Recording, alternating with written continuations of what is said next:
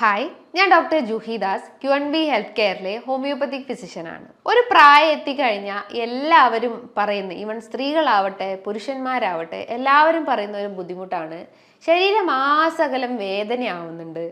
ഒരു വസ്തു എടുക്കാൻ പറ്റുന്നില്ല, ഒരു ജോലി എടുക്കാൻ പറ്റുന്നില്ല, രാത്രി ഉറങ്ങാൻ പറ്റുന്നില്ല, ഭയങ്കരമായിട്ട് ക്ഷീണം ഫീൽ ചെയ്യുന്നത്, ഓരോ ജോയിൻസിന്നും വേദനയാവുന്നുണ്ട് എന്ന്. ചില ആളുകൾ ഇവിടെ തൊട്ടിട്ട് പറയും, ചില ആളുകൾ കൈകൾ തൊട്ടിട്ട് പറയും. അങ്ങനെ പല ഏരിയാസ് ആയിട്ട് വേദന അനുഭവപ്പെടുന്നുണ്ട്. ഇത്തരം വേദനകൾ വരാൻ ഒന്ന് നമ്മുടെ ശരീരത്തിൽ പ്രായം കൊണ്ട് വരുന്നതാണ്. അതായത് ഒരു 50 വയസ്സ് കഴിഞ്ഞാൽ നമ്മുടെ ശരീരത്തിലെ ഓരോ അവയവങ്ങളും, ഈവൻ ജോയിൻസ് ആയാലും എല്ലുകളായാലും അതേപോലെ തന്നെ പേശികളായാലും ഓരോ അവയവങ്ങൾക്കും ഒരു ഡീജനറേഷൻ സംഭവിച്ചിട്ടുണ്ടാവുക. അതായത് അത് ക്ഷയിച്ചു പോകുന്ന ഒരവസ്ഥയിലേക്ക് പോകുന്നുണ്ട്. ആ കാരണങ്ങൾ കൊണ്ട് വരാം. പക്ഷേ മറ്റൊരു കാരണം എന്ന് പറഞ്ഞു കഴിഞ്ഞാൽ ന്യൂട്രീഷണൽ ഡെഫിഷ്യൻസി, അതായത് പോഷകാഹാരക്കുറവ് കൊണ്ട് വരാം. അതായത് വൈറ്റമിൻ ഡി, വൈറ്റമിൻ സി, അതേപോലെ വൈറ്റമിൻ B12, കാൽഷ്യം, മെഗ്നീഷ്യം, അതേപോലെ പൊട്ടാസ്യം, ഇത്തരം ഇലക്ട്രോലൈറ്റ്സ് ഒക്കെ നമ്മുടെ ശരീരത്തിൽ കുറഞ്ഞു പോയിട്ടുണ്ടെങ്കിലും ഇത്തരം കംപ്ലൈൻറ്റ്സ് സ്റ്റാർട്ട് ചെയ്യും. പക്ഷേ മറ്റൊരു പ്രധാനപ്പെട്ട ഒരു വില്ലൻ എന്ന് പറഞ്ഞു കഴിഞ്ഞാൽ നിങ്ങളുടെ ശരീരത്തിലെ യൂറിക് ആസിഡിൻ്റെ അളവ് കൂടിക്കഴിഞ്ഞാലും ഇത്തരം കംപ്ലൈൻറ്റ്സ് സ്റ്റാർട്ട് ചെയ്യും. അപ്പോൾ എന്താണ് ഈ യൂറിക് ആസിഡ്? യൂറിക് ആസിഡ് എന്ന് പറയുമ്പോൾ അതിന് നല്ല വശങ്ങളുണ്ട്, അതേപോലെ തന്നെ ചീത്ത വശങ്ങളുണ്ട്. നല്ല വശങ്ങൾ എന്ന് പറയുമ്പോൾ നമ്മുടെ ബോൺസിനെ ബിൽഡപ്പ് ചെയ്യാൻ സഹായിക്കുന്നു, നമ്മളെ മസിൽസിനെ സഹായിക്കുന്നു, അതേപോലെ തന്നെ ജോയിൻസിനെ സഹായിക്കുന്നു. നമ്മളെ ഓൾ ടുഗദർ ആയിട്ടുള്ള എല്ലാ മെറ്റബോളിക് ആക്ടിവിറ്റീസിനെയും കൺട്രോൾ ചെയ്യുന്ന യൂറിക് ആസിഡാണ്. പക്ഷേ അതിൻ്റെ അളവ് കൂടിക്കഴിഞ്ഞാൽ അത് പല പ്രശ്നങ്ങളും നമ്മളെ ബോഡിയിൽ ക്രിയേറ്റ് ചെയ്യുന്നു. ആദ്യം തന്നെ അല്ലെങ്കിൽ പ്രൈമറിലി ക്രിയേറ്റ് ചെയ്യുന്നത് നമ്മളെ ജോയിൻസിനാണ്. ഓരോ അവയവങ്ങൾക്കായിട്ട്, അതായത് ഓരോ ജോയിൻസിന് ചുറ്റും ഇത്തരം യൂറിക് ആസിഡ് ഡിപ്പോസിറ്റ് ചെയ്യും. അതായത് മോണോസോഡിയം ക്രിസ്റ്റലൈറ്റ് ഫോമിൽ ആ ഒരു യൂറിക് ആസിഡ് നമ്മളെ ജോയിൻസിൻ്റെ ഓരോ അരികിലായിട്ട് അത് ഡിപ്പോസിറ്റ് ചെയ്യും. അപ്പോൾ പ്രൈമറിലി അത് നമ്മളെ സ്കെലിറ്റൽ സിസ്റ്റം അല്ലെങ്കിൽ ബോൺ സിസ്റ്റത്തിനെ എഫക്റ്റ് ചെയ്യുന്നു.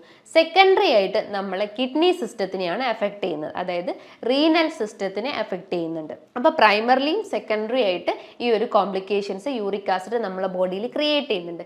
നോർമൽ വാല്യൂ അതിപ്പോൾ പുരുഷന്മാരിലാണെങ്കിൽ ഏകദേശം ഒരു 4.5 മുതൽ 7.5 വരെയാണ് ഒരു നോർമൽ റേഞ്ച് വരുന്നത്. സ്ത്രീകളുടെ കേസ് നോക്കുകയാണെങ്കിൽ അതൊരു 3.5 മുതൽ ഒരു 5.5 വരെയാണ് നോർമൽ വാല്യൂസ് വരുന്നത്. അപ്പോൾ ഈ ഒരു ബോർഡർ ലൈനിൽ നിന്നും അത് കടന്നു പോയിട്ടുണ്ടെങ്കിൽ നിങ്ങൾക്ക് ഈ ജോയിന്റ് കംപ്ലൈൻറ്റ്സ് സ്റ്റാർട്ട് ചെയ്യും. ജോയിന്റ് കംപ്ലൈൻറ്റ്സ് എന്ന് പറയുമ്പോൾ എന്തൊക്കെയാണ്? അതായത് എസ്പെഷ്യലി തള്ളവിരലുകളിൽ, കാലിൻ്റെ തള്ളവിരലിലൊക്കെ നോക്കുകയാണെങ്കിൽ ഈ ഒരു ടിപ്പിലായിട്ട് ഇങ്ങനെ ചുവന്നിരിക്കുന്നത് കാണാം. ജസ്റ്റ് ഒന്ന് പ്രസ് ചെയ്ത് കഴിഞ്ഞാൽ അവർക്ക് വേദന അനുഭവപ്പെടാം. കാലുകൾ മടക്കാൻ പറ്റുന്നില്ല, കൈകൾ മടക്കാൻ പറ്റുന്നില്ല, ഒരു വസ്തു എടുക്കാൻ പറ്റുന്നില്ല, അവിടെയും ഇവിടെയൊക്കെ ആയിട്ട് ഒരു വലിഞ്ഞു മുറുകുന്ന ഒരു അവസ്ഥ ഉണ്ടാവുന്നു.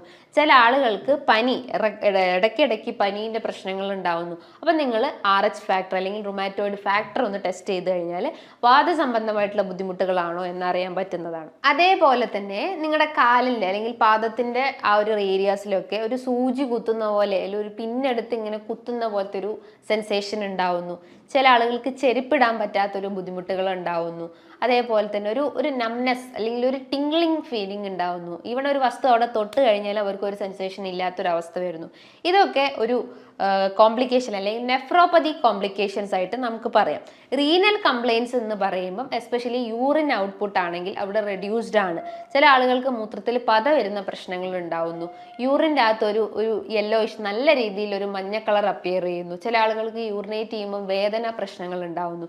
ഈ യൂറിക് ആസിഡ് നമ്മുടെ ശരീരത്തിൽ കൂടിക്കഴിഞ്ഞാൽ അത് കിഡ്നിയിൽ പോയി ഡിപ്പോസിറ്റ് ചെയ്യും. കിഡ്നിയിൽ പോയി ഡിപ്പോസിറ്റ് ചെയ്ത് അതൊരു സ്റ്റോൺ രൂപത്തിലോ അല്ലെങ്കിൽ യൂറിക് ആസിഡ് ക്രിസ്റ്റൽസ് നമ്മളെ കിഡ്നിയിൽ അടിഞ്ഞുകൂടും. അപ്പോൾ അതൊരു സ്റ്റോൺ രൂപത്തിലായിട്ട് അതിൽ അപ്പിയർ ചെയ്യുന്നതാണ്. അപ്പോൾ നമുക്ക് യൂറിനറി ഔട്ട്പുട്ട് അവിടെ റെഡ്യൂസ്ഡ് ആയിരിക്കും. നോർമൽ യൂറിനറി ഔട്ട്പുട്ട് എന്ന് പറയുമ്പോൾ 1.5 ലിറ്റർ ആണ് നോർമലി നമ്മളെ യൂറിൻ കിഡ്നി വഴി പുറന്തള്ളപ്പെടുന്നത്. അപ്പോൾ അവിടെ ഈ യൂറിക് ആസിഡ് അവിടെ ഡിപ്പോസിറ്റ് ചെയ്ത് കഴിഞ്ഞാൽ കിഡ്നിയിൽ കൃത്യമായിട്ട് യൂറിൻ ഫിൽട്ടർ ചെയ്ത് നടക്കുന്നില്ല. അപ്പം നമുക്ക് യൂറിൻ്റെ പ്രശ്നങ്ങൾ റെക്കറൻ്റ് ആയിട്ട് വന്നുകൊണ്ടേയിരിക്കുന്നു. അതേപോലെ തന്നെ മറ്റൊരു പ്രധാനപ്പെട്ട ഒരു ലക്ഷണം എന്ന് പറഞ്ഞു കഴിഞ്ഞാൽ നിങ്ങൾക്ക് ജോയിൻസ് നിന്ന് ഭയങ്കരമായിട്ടൊരു ഷോക്ക് അടിക്കുന്ന ഒരു സെൻസേഷൻസ് ഉണ്ടാവുന്നു. ഒരു വസ്തുക്കൾ എടുക്കുമ്പം തന്നെ നമുക്കൊരു കടച്ചിൽ ഫീൽ ചെയ്യുന്നു. ഒരു ശബ്ദങ്ങളൊക്കെ കേൾക്കുന്ന ഒരു ഇഷ്യൂസ് ഉണ്ടെങ്കിൽ നിങ്ങൾ യൂറിക് ആസിഡിൻ്റെ ടെസ്റ്റ് ഒന്ന് ചെയ്ത് കഴിഞ്ഞാൽ അതിൻ്റെ വാല്യൂ നമുക്ക് കൃത്യമായിട്ട് കൂടിയിട്ടുണ്ടോ കുറഞ്ഞിട്ടുണ്ടോ എന്ന് ആ ഒരു ടെസ്റ്റിലൂടെ അറിയാൻ പറ്റുന്നതാണ്. ഇനി എന്തൊക്കെ കാരണങ്ങൾ കൊണ്ടാണ് ഇത്തരം യൂറിക് ആസിഡ് നമുക്ക് നമ്മുടെ ശരീരത്തിൽ വർദ്ധിച്ചു വരുന്നത്? ആദ്യം തന്നെ നിങ്ങളുടെ അമിതവണ്ണം വണ്ണത്തിന്റെ പ്രശ്നങ്ങൾ, അതായത് ഓവർ വെയിറ്റ് ആയിട്ടുള്ള ആളുകളാണെങ്കിൽ ഈ യൂറിക് ആസിഡിന്റെ കംപ്ലയിൻസ് സ്റ്റാർട്ട് ചെയ്യും. അതായത് നിങ്ങൾ കഴിക്കുന്ന അധികമായിട്ടുള്ള പ്രോട്ടീൻ ഭക്ഷണങ്ങൾ, അല്ലെങ്കിൽ നിങ്ങൾ അധികമായിട്ടുള്ള ഫാറ്റ് ഭക്ഷണങ്ങളോ അല്ലെങ്കിൽ കൂടുതലായിട്ടുള്ള കലോറി ഭക്ഷണങ്ങളോ ഒക്കെ എടുക്കുകയാണെങ്കിൽ ഈ അമിതവണ്ണത്തിന്റെ ഇഷ്യൂസ് ഉണ്ടാവും. അപ്പോൾ നമ്മളെ ജോയിന്റ്സിന് കൃത്യമായിട്ട് അത് ബാലൻസ് ചെയ്യാൻ പറ്റുന്നില്ല, അല്ലെങ്കിൽ നമ്മളെ വെയിറ്റിനെ കൃത്യമായിട്ട് ബാലൻസ് ചെയ്യാൻ പറ്റാത്ത ഇഷ്യൂസ് വരുന്നു. അപ്പോൾ അതുമൂലം യൂറിക് ആസിഡിന്റെ പ്രശ്നങ്ങൾ സ്റ്റാർട്ടപ്പ് ചെയ്യുന്നതാണ്. അതേപോലെ നിങ്ങളുടെ ഭക്ഷണത്തിൽ കൂടുതലായിട്ടും ഈസ്റ്റ് കണ്ടൻസ് ചേർക്കുകയാണെങ്കിൽ, അതായത് മാവൊക്കെ പുളിപ്പിക്കാൻ വേണ്ടിയിട്ടും അല്ലെങ്കിൽ ബേക്ക്ഡ് ആയിട്ടുള്ള ഐറ്റംസിലൊക്കെ നമ്മൾ ഈസ്റ്റ് കണ്ടൻസ് ആഡ് ചെയ്യും. അപ്പോൾ അത് നമ്മളെ ഭക്ഷണത്തിൽ കൃത്യമായിട്ട് ഇങ്ങനെ എടുത്തു കഴിഞ്ഞാലും ഇത്തരം പ്രശ്നങ്ങൾ സ്റ്റാർട്ട് ചെയ്യും.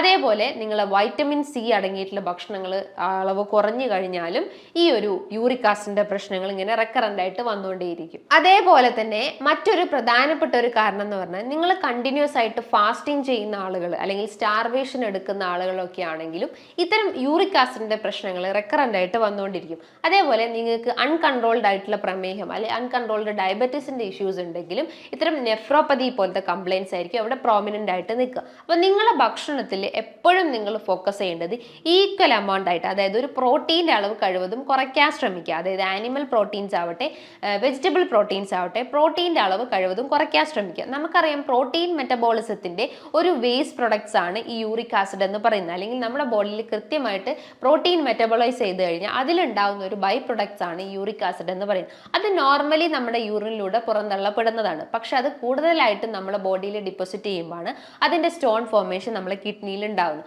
അതുമൂലം നമുക്ക് യൂറിനറി ഔട്ട്പുട്ട് അവിടെ റെഡ്യൂസ്ഡ് ആവുന്നുണ്ട്. അപ്പോൾ നമ്മൾ എപ്പോഴും ശ്രദ്ധിക്കേണ്ടത് ഒരു പ്രോട്ടീൻ്റെ അളവ് കഴിവതും കുറയ്ക്കാൻ ശ്രമിക്കുക. അപ്പോൾ പ്രോട്ടീൻസ് എന്ന് പറയുമ്പോൾ എത്ര രീതിയിൽ അല്ലെങ്കിൽ എത്ര എമൗണ്ടിൽ നമ്മൾ പ്രോട്ടീൻസ് എടുക്കണമെന്ന് ചോദിക്കാറുണ്ട്. അപ്പോൾ പ്രോട്ടീൻസ് അളവ് എന്ന് പറയുമ്പോൾ ഒരു 100 മില്ലിഗ്രാം ഉള്ള ആ ഒരു അളവിലുള്ള പ്രോട്ടീൻസ് ആണ്, അല്ലെങ്കിൽ പ്യൂരിൻ കണ്ടൻസ് അടങ്ങിയിട്ടുള്ള പ്രോട്ടീൻസ് ആണെങ്കിൽ അത് നോൺ വെജ് പ്രോട്ടീൻസ് ആണ്. അതായത് ആനിമൽ പ്രോട്ടീൻസ് ആവട്ടെ ഫിഷ് പ്രോട്ടീൻസ് ആവട്ടെ, അത് നമ്മൾ കംപ്ലീറ്റ് ആയിട്ട് കട്ട് ചെയ്യാൻ ശ്രമിക്കുക. അല്ലെങ്കിൽ 100 മില്ലിഗ്രാം ഉള്ള പ്രോട്ടീൻസ് കംപ്ലീറ്റ് ആയിട്ട് കട്ട് ചെയ്യാൻ ശ്രമിക്കുക.